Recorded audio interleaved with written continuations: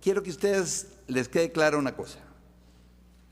Mauricio les vino a hablar aquí de conflictos comerciales entre países. Eso les queda claro. Yo les vengo a hablar de otra cosa. Yo les vengo a hablar de conflictos entre personas y países. Entonces, esa diferencia es fundamental que ustedes la tengan clara. Para que ustedes salgan, yo me he vuelto quizás un poco escéptico de eso de la utilidad de las presentaciones orales, pero sí me parece que es importante que cuando uno interviene o participa en una de estas actividades, le queden algunos conceptos básicos claros. Y ese que les dije es algo que ustedes tienen que recordar. Vamos a ver, hoy me pidieron que hablara, el título también es larguísimo, pero ya afortunadamente ya Mauricio ya cubrió una buena parte. Entonces yo me voy a concentrar en hablar de una institución que es parte del Banco Mundial. Lo que llaman el Grupo del Banco Mundial está constituido por 5 entidades. Solamente nos va a interesar una a nosotros, que es el Centro Internacional de Arreglo de Diferencias Relativas a Inversiones. Eso es lo que llama CIADI, CIADI con C. Fue creado en 1966 y Costa Rica es parte del CIADI desde 1993. Vamos a hablar un poquito de por qué es que el CIADI ha tomado importancia, como lo veremos posteriormente. Pero hablemos antes de un tema que ya Mauricio desarrolló parcialmente, que es el crecimiento del comercio mundial. Hubo épocas en que el comercio entre los países o entre las personas y los países era muy limitado. Después eso fue cambiando. Yo les voy a dar unos datos objetivos que reflejan ese cambio de la situación. Los tratados bilaterales de inversión, TBIs, los llamamos en esta jerga usualmente, y otros tratados comerciales. Vamos a hablar de ellos. Hasta 1989 había 368. En todo el mundo había 368 tratados comerciales hasta 1989. Del 90 al 99 pasa de los 386 a 1.396. Vean el crecimiento exponencial que tienen esos tratados. Y del 2000 al 2013 llevamos 514. En consecuencia, ahora hay más de 2.500 tratados comerciales vigentes entre países. Y ahora vamos a ver qué consecuencias tiene eso sobre el CIADI, que es el tema del que estamos hablando. Bueno, hablemos también un poco de números, aunque sean medio aburridos, pero tal vez nos dan una idea de cómo ha ido creciendo el volumen del CIADI. De 1972 al 96, en 24 años, se registraron 38 casos. 38 casos únicamente en un periodo de 24 años. Luego, del 97 al 2012, en un periodo de 15 años, se han registrado en el CIADI 381 casos. Es decir, que en 15 años se registraron 10 veces más casos de los que se registraron en los primeros 24 años. Esto les demuestra a ustedes una cosa. El comercio mundial ha aumentado en una manera vertiginosa, pero también les demuestra otra cosa que es muy obvia, muy evidente, que es que el comercio mundial trae unos enormes beneficios, pero inevitablemente también trae conflictos. Y esta es una realidad. Ustedes lo pueden ver con preocupación desde el punto de vista ciudadano o lo pueden ver con entusiasmo si se deciden a incursionar en este campo desde el punto de vista de práctica profesional. Así es que depende cómo se vea, puede ser o muy malo o muy bueno.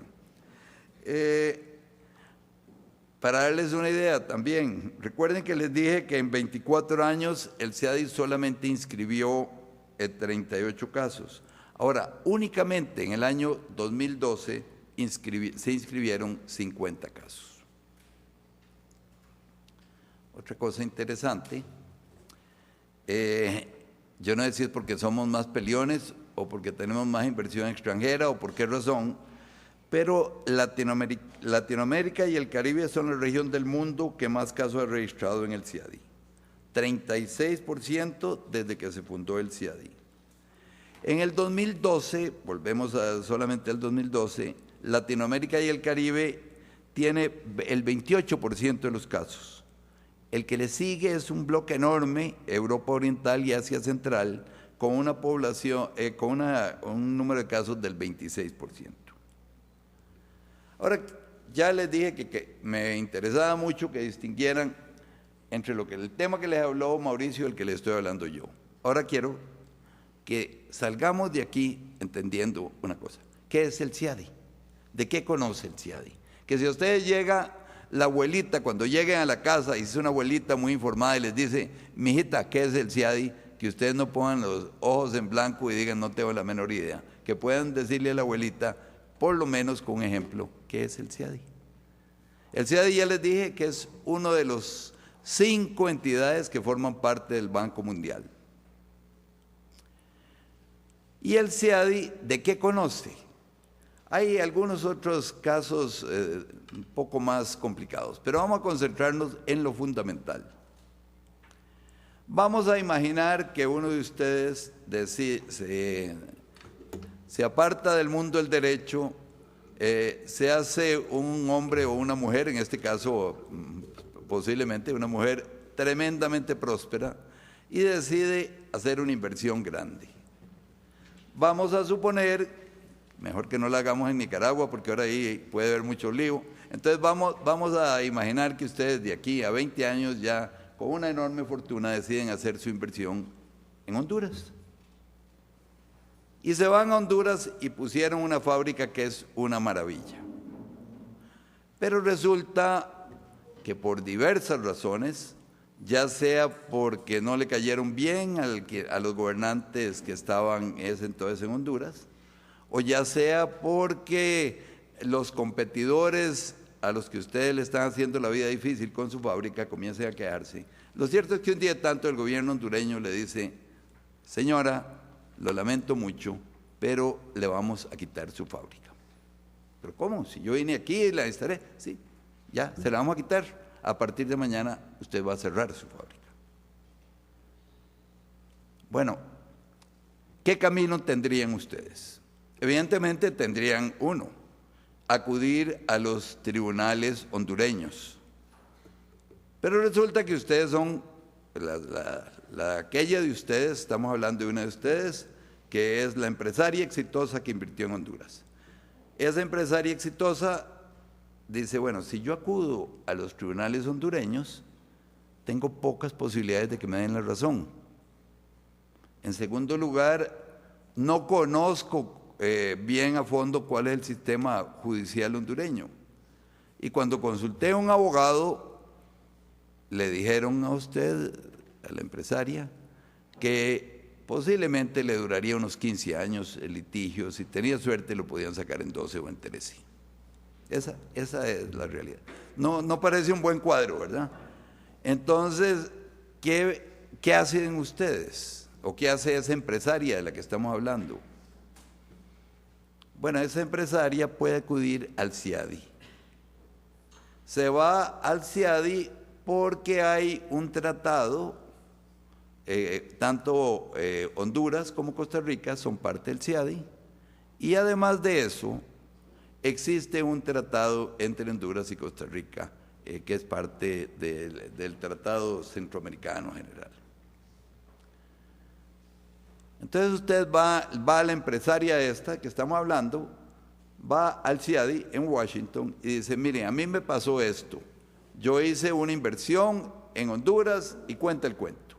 Y entonces yo quiero que se traiga al gobierno de Honduras y que le digan que lo estoy demandando en la vía arbitral. Quiero que me entiendan. Estamos hablando claramente, aquí ya no es como en el caso de Mauricio, que existía algunas dudas de si era un tribunal o no lo era. Este es claramente un tribunal arbitral. Ya vamos a hablar después de qué es eso el tribunal arbitral.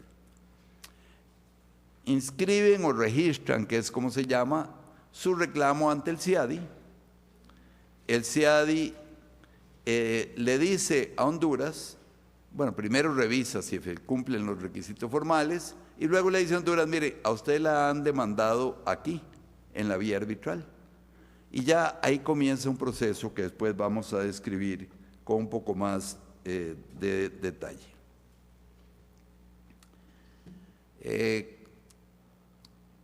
Mauricio nos contaba que en el campo que él expone, Costa Rica ha sido totalmente exitosa. En el mío no tanto. Costa Rica ha sido demandada ante el CIADI en 7 oportunidades, de las cuales se resolvieron ya 4 casos. Ya veremos cómo. Se desistió de 1 y hay 2 pendientes. En realidad, lo que puede sonar a derrota puede a la vez ser victoria y viceversa. Uno puede decir, y vamos a hablar del caso de Santa Elena, que es el primer caso en el que Costa Rica participa, y vamos a ver, Costa Rica fue condenada a pagar una suma muy considerable de dinero, pero ¿podría ser considerado esto una derrota realmente? ¿O podría ser más bien que fuera un gran triunfo para Costa Rica? Vamos a ver por qué fue que Costa Rica tuvo que estrenarse ante el CIADI. Terminando el gobierno de Daniel Oduber en 1978, se emite un decreto para la expropiación de una gran finca perteneciente a una compañía que llamaba Compañía de Desarrollo Santa Elena.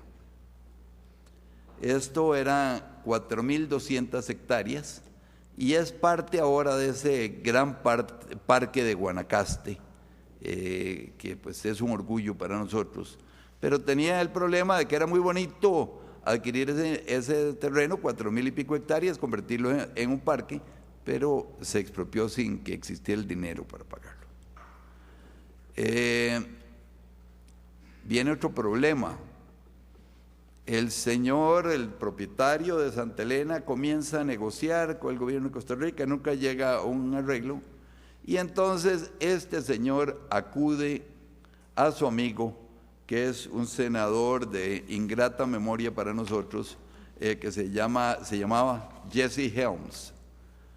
Jesse Helms era un senador nacional de los Estados Unidos, muy influyente, porque presidía uno de los comités más poderosos del Senado de los Estados Unidos, y además ese señor resulta, para la mala pata nuestra, que era íntimo amigo del dueño de Santa Elena. Entonces, en una forma no muy ortodoxa, pero el dueño de Santa Elena, que era un estadounidense, le dice a Jesse Helms, ayúdeme, y Jesse Helms dice, le voy a ayudar, vamos a congelarle los préstamos a Costa Rica. Es decir, que Costa Rica no le van a tramitar los préstamos mientras no le pague a usted. Ustedes me dirán, bueno, jurídicamente es una barbaridad. Claro que lo era. Pero lo cierto es que así funcionan las cosas en los círculos de poder político. Entonces, y les hablo de primera mano, yo estaba en el gobierno en ese entonces y nos dan la triste noticia de que nos van a congelar toda posibilidad de acceso a los créditos, mientras no le paguemos a Santa Elena. Entonces preguntamos, bueno, ¿y cuánto es lo que pide Santa Elena? Eran 4.200 hectáreas, ¿cuánto es lo que pide? no, es una suma más o menos razonable. Pedía $41 millones más los intereses, que sumando todo iba como a 50 o 60 millones de dólares. Pueden imaginarse lo que era eso en un gobierno que también sería para comentar otro día, encontró las finanzas en un estado desastroso. Entonces nos encontramos en esta situación. Y vean lo que ya no le estoy hablando desde el punto de vista de aquella de ustedes que se hizo empresaria y que invirtió en Honduras, sino que estamos hablando desde el punto de vista de un país que tiene que buscar cómo resolver esa disputa. Y entonces, a diferencia de la gran mayoría de los casos en los que es el inversionista el que inicia la acción, en este caso coincidimos tanto el inversionista como el gobierno de Costa Rica en llevar el asunto al CIADI. El proceso fue muy bien llevado. Costa Rica contrató a uno de los mejores bufetes de los Estados Unidos, asesorado aquí con algunos abogados costarricenses. Y vean la maravilla, de los 41 millones más intereses desde que le habían quitado la finca, al final el tribunal les concedió a Santa Elena $16 millones más intereses a partir del fallo, que se llama laudo en materia arbitral.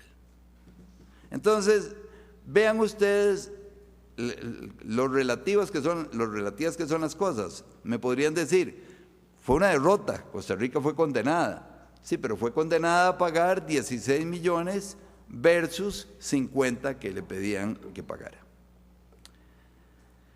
Ya les hablé de otros casos en que ha intervenido Costa Rica. Ahora, hablemos un poquito, y esto no pretendo extenderme, porque como ustedes supondrán, el proceso puede ser complejo, pero quiero extenderme y explicarles cómo es que funciona. Volvamos a aquella de ustedes que se convirtió en empresaria exitosa y que invirtió en Honduras, y la vamos a llamar la señora Mora. La señora Mora, como le quitaron su inversión, fue al CIADI, pidió iniciar un proceso contra Honduras y efectivamente le concedieron o accedieron a que iniciara ese proceso ahí. Lo primero que ella debe hacer es nombrar un árbitro, el árbitro que ella va a nombrar. Esto en el supuesto, que es lo más corriente, hago la aclaración, de que el tribunal esté integrado por 3 personas. Algunas veces, excepcionalmente, hay un tribunal integrado por 1 persona, pero lo más corriente es que sea por 3.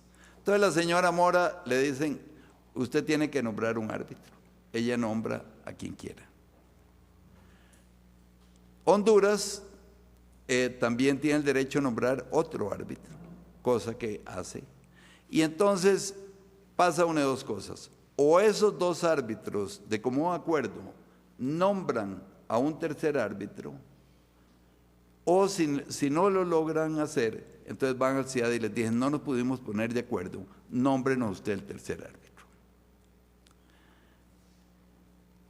Ese tercer árbitro es el que preside el tribunal arbitral. Estamos entonces ya sentando algunos principios básicos. Ya les dije, estamos hablando del CIADI, estamos hablando de un proceso arbitral, estamos hablando de un tribunal arbitral y estamos diciendo que ese tribunal arbitral, en la mayoría de los casos, está integrado por 3 personas. Los arbitrajes generalmente son de derecho. Perdónenme que yo no sé el grado o el avance en estudios jurídicos que ustedes tengan. Un tribunal de derecho es el que se rige de acuerdo con las leyes de determinado país. Puede ser también que sea de conciencia, es decir, que las partes hayan dicho, en caso de que hubiera un conflicto entre nosotros, eso lo resolverá un tribunal arbitral en conciencia. En conciencia significa que de la manera que al tribunal arbitral le parezca más justo. Ahora, tengan en cuenta otro concepto básico. En conciencia no significa arbitrariedad. No significa que el tribunal arbitral puede decir, a mí se me ocurre que es mejor que darle la razón a este. No, el tribunal arbitral tiene que razonar por qué le dio la razón o no se la dio a la señora Mora. El proceso es similar a un juicio, pero tiene varias características que lo diferencian. La primera característica es que no tiene esos formalismos desesperantes de los procesos judiciales en nuestros países. No sé cuánto han litigado ustedes, si les ha tocado llevar algún asunto en los tribunales. Posiblemente yo cuando estaba con ustedes lo que había llevado era un desahucio si me hubiera ido bien. Pero bueno, no sé si ustedes tienen más o menos práctica que esa. Pero lo cierto es que los tribunales nuestros, sobre todo hace un tiempo, eran extremadamente formalistas. Todavía ahora lo son, pero se ha ido quitando un poco de formalismo. Se ha ido quitando el formalismo porque cada vez se hace más evidente lo que se quiere es administrar justicia, no llevar a cabo un proceso tedioso y lleno de ritualidades, sino administrar justicia. Para administrar justicia, ¿qué es fundamental? Saber quién tiene la razón. Y para saber quién tiene la razón, hay que acudir a la prueba. La señora Mora dijo que esto ocurrió. Honduras dice, no es cierto que le quitamos su fábrica, que su fábrica le iba muy bien, usted estaba quebrada y por eso la cerró y se fue de Honduras. Bueno, entonces la señora Mora tiene que demostrar que su fábrica efectivamente era exitosa y Honduras tendrá que demostrar lo contrario. Para eso, en la apreciación de la prueba, y esto también ténganlo ustedes muy presente, el sistema judicial costarricense, ya no me meto a generalizar del latinoamericano porque eso varía mucho de un país a otro. El sistema judicial costarricense tiene un pésimo manejo de la prueba. Porque todavía hasta hace muy poco, ustedes me dicen, le está hablando de la Edad Media. No le estoy hablando de la Edad Media, le estoy hablando de hace unos pocos años. Había en una confesión, había que seguir la fórmula ritual y si uno no lo decía así, el juez no le admitía la pregunta. Entonces era para que el confesante diga cómo es cierto, como en realidad lo es, que tal y tal y tal día. Y cada pregunta tenía que comenzar de mañana. Ustedes me dicen, ¿está loco? No estoy loco, eso hace muy poco. Ahora ya tal vez no haya que usar toda la fórmula ritual, pero sí, muy a menudo hay que hacer las preguntas por medio del juez. Entonces se le da todo el tiempo al testigo o al confesante para que piense que invente una mentira de primera. No hay posibilidad del interrogatorio directo, no hay un manejo de la prueba.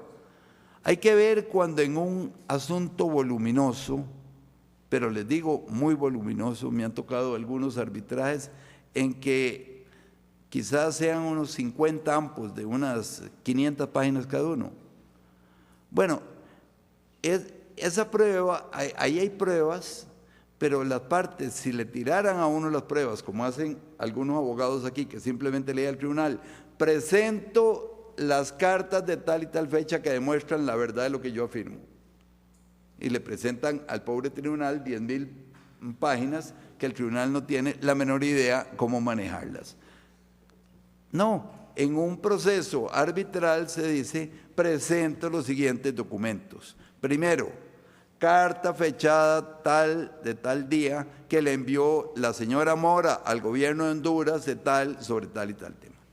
Y así el manejo de la prueba es mucho más eficiente, tanto por la forma en que se presenta como en la forma en que se recibe. En el proceso, otra diferencia que hay con los juicios es que la participación de los jueces o de los árbitros en este caso es mucho más activa. Recuerdo una vez, yo estaba presidiendo un tribunal arbitral del CIADI precisamente, y había un punto jurídico complejo, y cada una de las partes había presentado alegatos de 50 páginas sobre lo que era su punto de vista de aquello. Y recibimos los alegatos de ellos y el marasmo iba de mal en peor.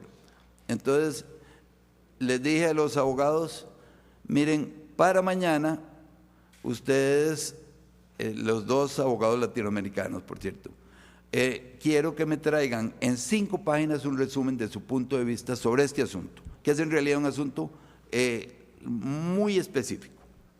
Y uno de los abogados se quedó viéndome como que si le hubiera hecho la peor ofensa del mundo y me dice, ¿me está dejando tarea? Y le digo, sí, le estoy dejando tarea. Y mañana quiero que usted me traiga ese resumen. Y dictamos ahí nomás una resolución, se ordena a las partes que mañana tal. El otro día estaba los 2 resúmenes, el tribunal los vio, y en realidad el asunto se resolvió de una manera muy sencilla. Si nos hubiéramos perdido en aquel marasmo de papeles y de palabrería, posiblemente todavía estaríamos tratando de entender qué era el punto jurídico importante, pero ahí se resolvió de una manera muy rápida. Insisto, entonces, manejo de la prueba, hay los alegatos usuales, hay la posibilidad de recusación de árbitros, hay un montón de temas que ciertamente no es esta la ocasión de meternos en ellos. Pero quiero ir ya acercándome al final de esta historia, diciéndoles que el proceso arbitral termina con una sentencia, igual que un juicio. La única diferencia es que en materia arbitral no se habla de una sentencia, se habla de un laudo. Y entonces espero que también le puedan decir a la abuelita, cuando les diga a la abuelita, bien la tarde, o les pregunte a la abuelita, ¿qué es un laudo? Que no pongan cara de pánico y que ustedes le puedan decir, un laudo es la sentencia que se dicta en un proceso arbitral. Vean qué responsabilidad. Contra lo resuelto en ese laudo no hay recurso alguno. Es inapelable. Las partes, por supuesto, pueden pedir aclaraciones, pero no hay un recurso de apelación. Lo que procede, en su caso, es un recurso de nulidad. Pero el recurso de nulidad solo es procedente en casos muy específicos y por razones muy claras, como por ejemplo, si se demuestra corrupción de uno de los miembros del tribunal arbitral, si el laudo no indica las razones los fundamentos, los motivos en los que se basa. En fin, son 5 causales en el caso de CIADI muy específicas. Ese es el único recurso que procede. Entonces, lo que decía Mauricio ahora, de que en la Organización Mundial de Comercio, en cuestión de 2 años, con apelación incluida, se resuelve un asunto, o que posiblemente en menos tiempo el que se lleva aquí un desahucio. Normalmente ese es el caso de los procesos arbitrales. Los procesos arbitrales generalmente se dicta un laudo en cuestión de 2 años, y si hay una una solicitud de nulidad, se lleva tal vez un año más. Entonces, ¿por qué es que los empresarios y a los gobiernos les interesa acudir al CIADI? En primer lugar, porque saben que van a tener su disputa resuelta de la manera que querían o no, pero la van a tener resuelta en cuestión de 2 años, digamos. En segundo lugar, porque saben que el tribunal arbitral, ellos lo van a escoger de alguna manera a su medida, y entonces van a seleccionar gente que conozca de la materia de que se trata, además de los otros requisitos como honorabilidad y lo que queramos decir. Entonces, por esas razones, si ustedes piensan que con una inversión como la que hizo la señora Mora en nuestro cuento, que fue de $4 millones, es muy importante para ella que se resuelva rápido. Si el caso es mucho más grande, pues es fundamental para las partes que ese asunto haya una resolución. Solo para darles una idea, en este momento estoy involucrado en lo que es el proceso arbitral más grande que se ha tramitado en CIADI. Ya se resolvió, yo soy miembro de un tribunal que conoce la nulidad, que se llama comité, no tribunal en este caso. El laudo con los intereses son como 6.000 millones de dólares contra un país latinoamericano. Así es que pueden ustedes imaginarse que aquí sí es importante que se resuelva el asunto rápidamente. Mauricio, por una cuestión de integridad, señaló los problemas que tenía el sistema que él describió. Yo no puedo ser menos que Mauricio, también voy a hacer mi mea culpa. ¿Qué tiene de malo esto del proceso CIADI? Bueno, yo les diría que los males del proceso CIADI son los males de otras instituciones arbitrales internacionales. Ahora les voy a hablar muy poquitico de ellas. Pero los problemas en general son estos.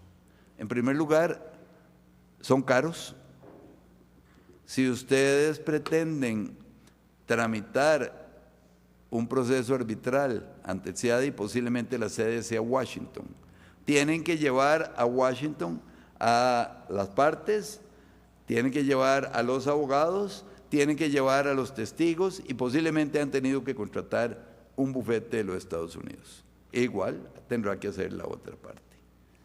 Esos árbitros cobran, el CIADI cobra también, y bueno, vienen los problemas de el intérprete o los traductores y después quienes toman las minutas, en fin, los procesos son caros. En segundo lugar, el otro problema es este. Y se culpa generalmente a las instituciones arbitrales, vean qué curioso, pero en realidad son las partes las responsables de esto. Dicen, pero es que estos señores no hay manera de que tengan una audiencia rápido. Sí, porque las partes quieren tener el mejor árbitro posible, entonces cogen a un señor ocupadísimo. Eso lo escogió la señora Mora porque quería a uno de los mejores árbitros del mundo. Pero Honduras también quiso a uno de los mejores árbitros. Y si eso es en el caso de la señora Mora, ahora imagínense en el caso que le estoy hablando de los 6.000 millones de dólares, la clase de bufetes que han contratado, y ya no uno, sino varios. Bueno, entonces cada vez que se va a celebrar una audiencia, encontrar la fecha para llevarla a cabo es una tragedia. En tal fecha no puede uno, en tal fecha no puede el otro, en tal fecha no puede ninguno de los dos, y eso demora mucho los procesos arbitrales. Una vez me tocó, también era un arbitraje CIADI contra un gobierno, contra un país latinoamericano. Y uno de los árbitros es profesor de Derecho de la Universidad de Colonia en Alemania. La otra, el miembro del tribunal, una señora profesora de la Sorbona. Y resulta que el presidente del tribunal arbitral se enferma y eventualmente fallece. Entonces me llamaron del CIADI y me dijeron que si yo estaría de acuerdo en que me nombraran para presidir el tribunal. Pueden imaginarse que no era como un trabajito fácil, era ya un proceso arbitral encaminado y los otros dos árbitros tenían esas características de que les digo. Bueno, yo les dije que sí, que con mucho gusto. Pero, y ustedes pensarán que estoy exagerando, solamente en ponernos de acuerdo para que en una fecha que fuera posible celebrar la audiencia, duramos un año. Porque son gente tan ocupada que entonces encontrar fechas para la audiencia es muy, muy difícil. Yo les quiero concluir hablando del CIADI diciéndoles la crítica fundamental que yo encuentro es que eso muy a menudo los árbitros son gente muy ocupada y por eso los procesos no avanzan con la celeridad que uno quisiera. Les habla también de los problemas del costo, que son altos. Y ahora ya para terminar este cuento, pues les digo de que el CIADI conoce únicamente de disputas en las que intervengan inversionistas y gobiernos, únicamente esas. No conoce, como en el caso de Mauricio, disputas entre gobiernos, no conoce de disputas entre personas individuales o físicas o sociedades de distintos países. Tiene que estar involucrado un gobierno. Y les menciono pues que evidentemente además del CIADI hay en el mundo una gran cantidad de instituciones arbitrales. Algunas de ellas son las de la Cámara de Comercio Internacional, que tiene la sede en París, la Corte Permanente de Arbitraje, que está en La Haya, la de la Cámara de Comercio de Londres, la de Estocolmo. En América Latina también hay varios centros de arbitraje importantes. Aquí en Costa Rica estamos haciendo el esfuerzo también para desarrollarlos. Yo termino diciéndoles, el arbitraje es una institución fascinante. Permite resolver los problemas en un enorme porcentaje de los casos de una forma rápida, de una forma justa. Es una institución que creo que va a continuar desarrollándose conforme siga creciendo el comercio mundial. Hay en nuestro país y en todo el mundo un gran interés de parte de muchachos y muchachas de involucrarse con esto. Y a mí con bastante frecuencia me dicen colegas jóvenes o estudiantes de Derecho, yo quiero ser árbitro, ¿qué hago para ser árbitro? Yo lo único que le puedo decir, para ser árbitro primero hágase abogado. Y en segundo lugar, una vez que se haga abogado, hágase buen abogado. Tome experiencia en el campo, estudie, aprenda que hay formas de litigar distintas de las nuestras, y si mantiene el interés, pues eventualmente podrá tener acceso a eso. Yo les termino agradeciéndoles esta invitación, felicitando a los organizadores y a ustedes pues agradeciéndoles la paciencia que nos hayan aguantado Mauricio y a mí. Muchas gracias.